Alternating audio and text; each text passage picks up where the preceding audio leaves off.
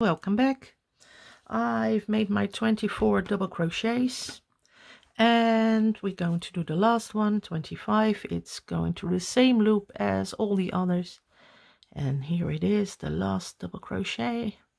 And as you see, it has 1, 2, 3 double crochets and 1, 2 trebles, so that's why sometimes you take the double loop or the single loop so it doesn't stretch too much. Okay, pull your yarn backwards and we're going to change our color. This yarn goes over here.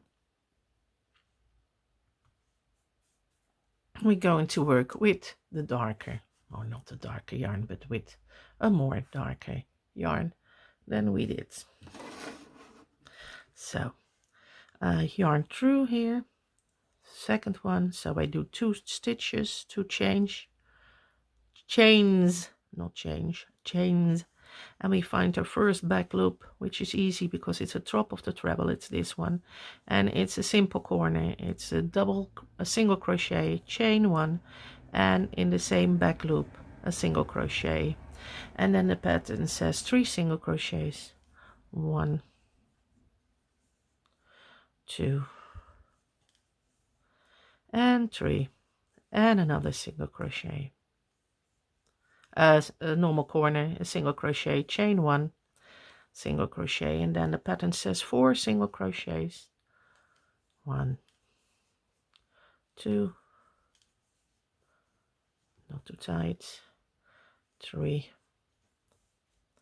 and 4, and then 3 double crochets, front loop here, 1,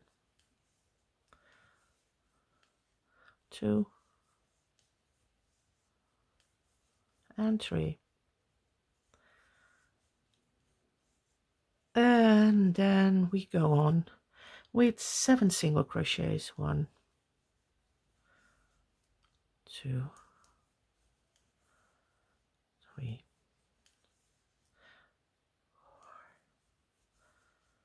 5,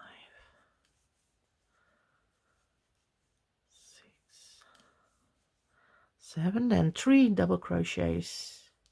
Oh no, what does it say? Yeah, 3 double crochets. Make sure you have the right front loop. You see 1, 2, 3 front loops here. That is directly above the next one here.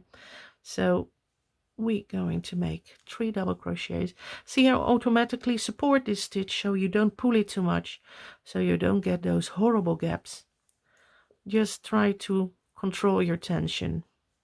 I always have my yarn like this, see. So I have automatically in tension, which is even and not too much too tight. And then what we're going to do is 26 single crochets. After this I will stop. It's only a small startup, and as from now it's easy to follow the pattern. 26. I will show you the anchoring. What I will do, normally do just 26 single crochet back loop only. On the 5th, pay attention. 1, 2, 3, 4, and then the 5th I'm going to bring that loop up. See, this one here automatically pops up behind my finger. You don't have to calculate, because if you look backwards you see it's really 1, 2, 3, 4, the 5th. So I'm going to anchor all my stitches, and that means that you don't have those big flaps at the back, but a nice flat work. Especially when you work with thick yarn, it is advisable to anchor your stitches. You can do it after each third. I would advise it to do it after a 5th. Then your blanket will stay, see, another anchor, will stay supple and nice. You know, it won't stand up like that. If you do the negative stitch, this is also called a negative stitch, but I only do it each 5th. A negative stitch fully for a full blanket, I wouldn't advise.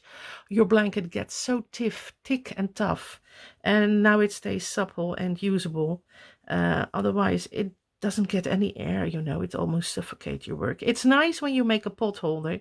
It's not so nice when you make a throw. 2, 3, 4, and again an anchor in the back. See, automatically put my finger here and it almost pops up like it wants to be there. And this is how far I go for this tutorial. I showed you the treble corner. I showed you the startup. You see, it looks nice. It already becoming a pattern. I showed you the anchoring. I showed you how to change your color on the back. This is the back. And you see, no big flaps here, only 5. And I hope this was informal. No, it was informational, and you could use this. At least you have a startup for your throw. Well, thank you very much. Enjoy crocheting, and I hope you like my patterns. Thank you very much.